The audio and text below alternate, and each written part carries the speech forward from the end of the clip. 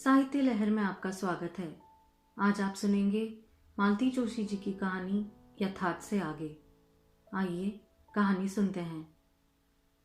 दरवाजा मैंने खोल तो दिया, किंतु वहीं पर खड़ी की खड़ी रह गई, जड़वत। क्षण भर प्रतीक्षा करने के बाद उन्होंने ही पूछा, अंदर आ जाऊं? तब कहीं होश में आ मैंने दरवाजा छोड़ा। सोफे पर बैठकर वे रुमाल से पसीना पोंछने लगे।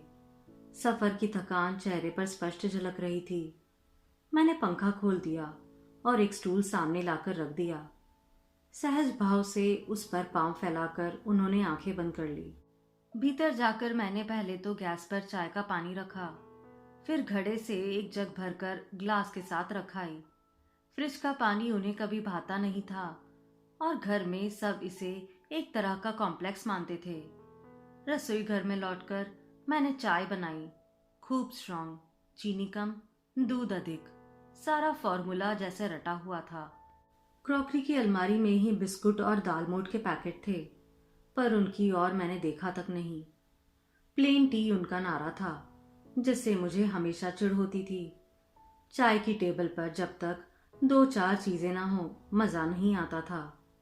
चाय लेकर पहुंची तब तक वे काफी सुस्ता चुके थे। चाय पीकर जैसे एकदम ताजे हो गए। बोले, और लोग कहाँ हैं? अम्मा तो हरिद्वार गई हुई है, भैया भाभी किसी शादी में। बबलू की वजह से मैं नहीं जा सकी। कहते कहते मैं यूं ही मेज पोश की सिलवटें ठीक करने लगी। डर था कि कहीं ये जान ना ले कि ये अम्मा की अनुपस्थिति और बबलू की बीमारी ने मुझे भाभी के साथ हर जगह जाने की मजबूरी से निजात दिला दी। फिर विषय बदलने की गरज से कहा, खाना तो नहाकर खाइएगा ना? खाना तो रतलाम में खा लिया था, पर पानी अगर मिले तो नहा जरूर लूंगा। मैंने अभ्यस्त हाथों से अटैची खोली। कपड़े निकालते निकालते ढेर सारे खिलौने फर्श पर बिखर गए। मैंने ऊपर देखा, वे मेरी ही ओर देख रहे थे। खिसियाए स्वर में बोले, बबलू के लिए लाया था, कैसा है अब? जी अब ठीक है, पर उस समय एक बार तो मैं घबरा ही गई थी। हाँ, यह स्वाभाविक है, उन्होंने उठते हुए कहा। उन्हें नहाने भेजकर मैंने सब्जी की टोकरियां टटोलना शुरू की। एक और मुझे हंसी भी आ रही थी। कह दिया, रतलाम में खा लिया था। होटल का खाना, और वह भी बस अड्डे पर। कभी खाया भी है आज तक? बाहर खाने की बात को लेकर तो पता नहीं कितनी बार झड़प हुई थी। और फिर बिना नहाए कब खाया है? शीलू तो हमेशा पंडित जी कहकर चढ़ाया करती थी। उस बार आबू में 2 बजे तक नहाने की सुविधा नहीं हो पाई थी, पर मजाल है एक कौर भी मुंह में लिया हो। वे नहाकर निकले तब तक मैंने लौकी का रायता और भरवा बैंगन तैयार कर लिए थे। प्याजी पुलाव पक रहा था। उन्हें तेल शीशी देते हुए मैंने देखा, कनपट्टी के पास कितने सारे सफेद बाल हो आए थे। वे हंस पड़े। क्या देख रही हो? बूढ़ा हो गया हूं ना? बैंक का मरा काम ही ऐसा है, दिन भर आंखें फोड़ो और दिमाग खपाओ। बाल सफेद होंगे नहीं तो क्या होगा? रात को थोड़ी ब्रह्मी की मालिश क्यों नहीं करते? तलवों में लौकी लगाने या गाय का घी मलने से ठंडक रहती है। कहते कहते मुझे लगा मैं नहीं, कोई दादी अम्मा बोल रही है। वे एकटक मुझे देख रहे थे। सकुचाकर मैंने कहा, बबलू के पास बैठेंगे ना थोड़ी देर? खाना बस अभी बना ही जाता है। बबलू अपनी मसहरी में बैठा तस्वीरों वाली पुस्तक देख रहा था। वह कब जग आया पता ही ना चला। हम लोगों की आहट से चौंक कर उसने ऊपर देखा। बड़ी देर तक देखता रहा, फिर धीरे धीरे मेरे कानों में फुसफुसाकर बोला, पापा है ना?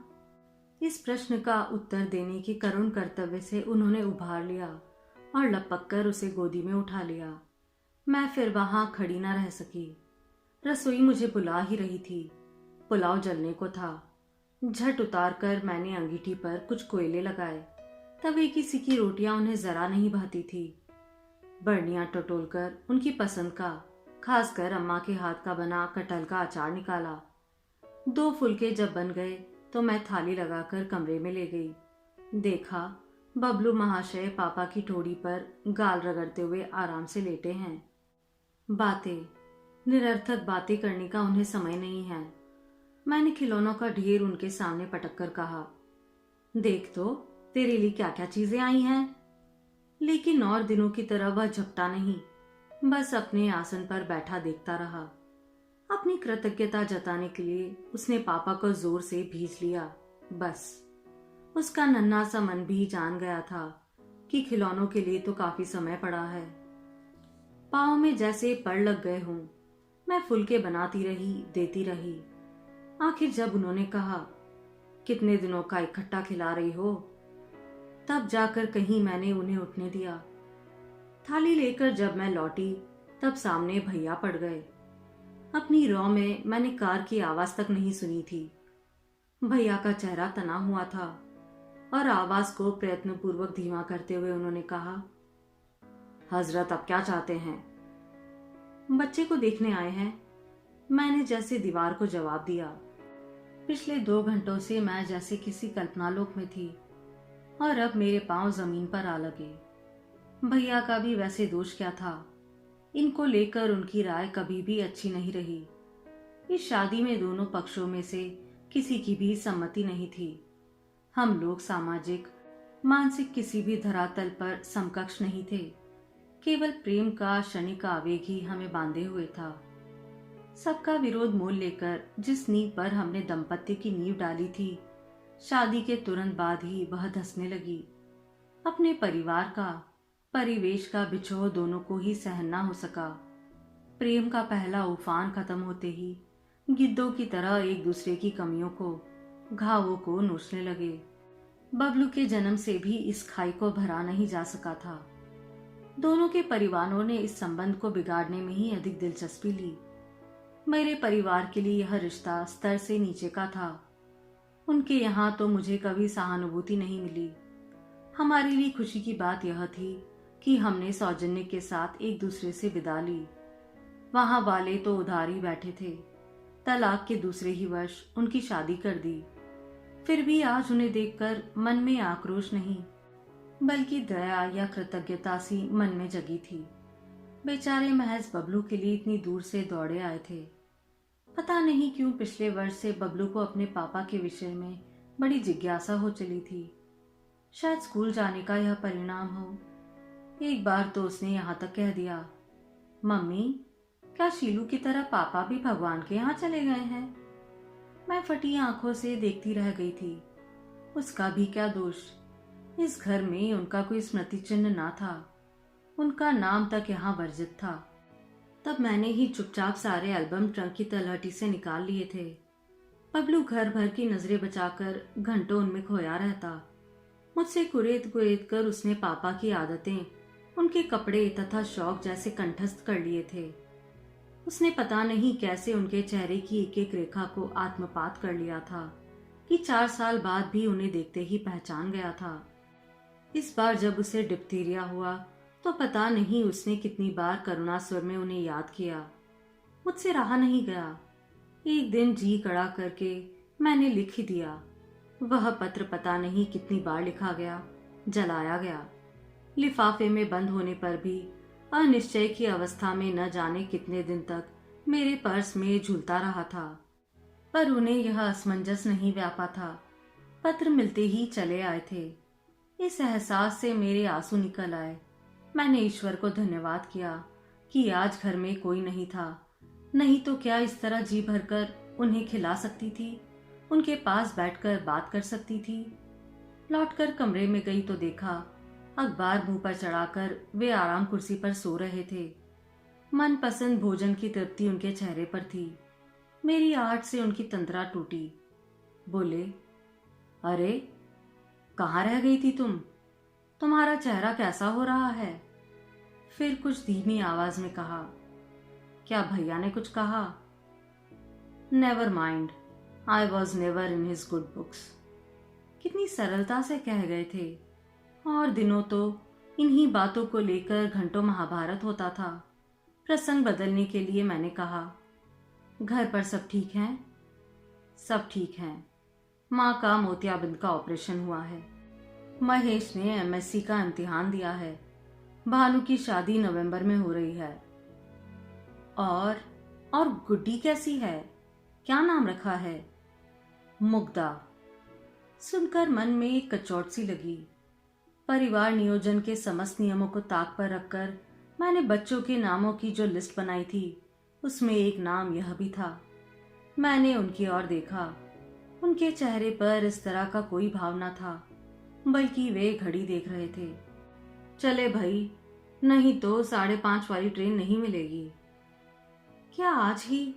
शब्द मेरी जीवा तक आते आते रुक गए। बस मैंने इतना ही कहा, मैं चलूं स्टेशन तक? मैं भी। खिलौनों में उलझा बबलू एक झटके के साथ उठ खड़ा हुआ। अभी उसे हम लोग बाहर नहीं ले जाते थे, पर आज ये सब फालतू बातें सोचने का समय नहीं था। तैयार होकर हम निकले, पर धूप चिलचिलाती हुई थी। कोल तार की सड़क एकदम चमचमा रही थी। उन्होंने बबलू को उठा लिया था। अटैची मेरे हाथ में थी। इस तरह चलना कितना भला मालूम हो रहा था। दूसरी ओर धूप का ख्याल ना होता तो मैं टैक्सी भी ना करने देती। स्टेशन पर हमेशा की तरह हाय तौबा का वातावरण था। उन्होंने पर्स मुझे दिया और कहा, तुम टिकट लेकर आ जाओ, हम प्लेटफॉर्म पर चलते हैं। धक्का मुक्की में टिकट लेकर जब प्लेटफॉर्म पर आई तो देखा स्टेशन के कोने पर दूर लकड़ी की बेंच पर दोनों बैठे हैं। मैं भीड़ को चीरती पास तक आ गई, पर अपनी बातों में दोनों ऐसे उलझे थे कि मुझे देखा तक नहीं। बबलू ही बोल रहा था, वे तो बस श्रोता बने बैठे थे। दोस्तों की बातें, मास्टर जी की तारीफ, नानी का लाड़ दुलार, मामा का नियंत्रण और मामी का रूखापन, बारी बारी से सबका वर्णन हो रहा था। कई बातें तो मेरे लिए भी नई थी। बबलू जैसा शर्मीला लड़का इतनी जल्दी घुल मिल जाएगा मैंने कल्पना भी न की थी। मेरी चूड़ियों की खनक से अनायास उनकी बातों का सिलसिला टूटा। पर्स और टिकट उन्हें लौटाते हुए मैंने वे पुस्तक भी उन्हें दी जो मैं सफर के लिए लाई थी। पुस्तकें रखने के लिए बैग खोलते ही चकित रह गए। ऊपर ही एक पैकेट पड़ा था। उन्होंने मेरी ओर देखा। उन निगाहों से बचते हुए मैंने कहा, गुड्डी के लिए है, बबलू की ओर से। दरअसल ये फ्रॉक मैंने बेहद छिपा कर रखा था और उम्मीद थी कि यहाँ से आने के बाद ही देखा जाएगा। छिपा कर इसलिए कि वे कहीं नाराज ना हो जाए कि बबलू के खिलौने का बदला दिया जा रहा है। पर उन्होंने मुस्कुराकर कहा, हम कितने फॉर्मल होते जा रहे हैं। बात शायद व्यंग में ही कही गई थी, पर मैं तो इससे भी बड़े विस्फोट की आशा कर रही थी। यह फ्रॉक मैंने भाभी की पिंकी के जन्मदिन के लिए रात रात भर बैठकर काढ़ा था। मैं उन्हें सरप्राइज देना चाहती थी, पर उस दिन देने में शायद एक ऋण चुकाने का सा भाव रहता। इस देने में एक अनजानी तृप्ति थी। अंतिम घंटी बजी और स्टेशन पर एक हलचल सी मच गई। बबलू उनके घुटनों में मुंह छुपाकर खड़ा हो गया। शायद रुलाई रोकने की चेष्टा कर रहा था। उसे गोद में उठाकर देर तक वे प्यार करते रहे। मैं दूसरी ओर मुंह किए उनका बैग थामे रही। मन के द्वार पर एक ही प्रश्न बार बार थपकी दे रहा था, अब कब आइएगा? पर शब्द अधरों तक आकर लौट लौट जाते थे। रेल मानो कलेजे पर हथौड़ी की चोट करती धड़धड़ाती स्टेशन में दाखिल हुई। बड़ी कठिनाई से उन्होंने बबलू को मेरी गोद में दिया और लपक कर किसी डिब्बे में जा बैठे। एक बार भी पीछे मुड़कर नहीं देखा। लौटते समय टैक्सी में बबलू मेरी गोद में सिसकते हुए कह रहा था, मम्मी, यह रेल कैसी है जो पापा को इतनी दूर ले जाती है?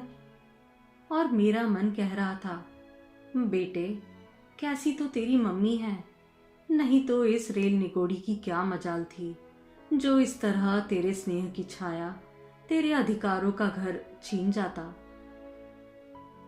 आप सुन रहे थे मालती जोशी जी की कहानी यथार्थ से आगे।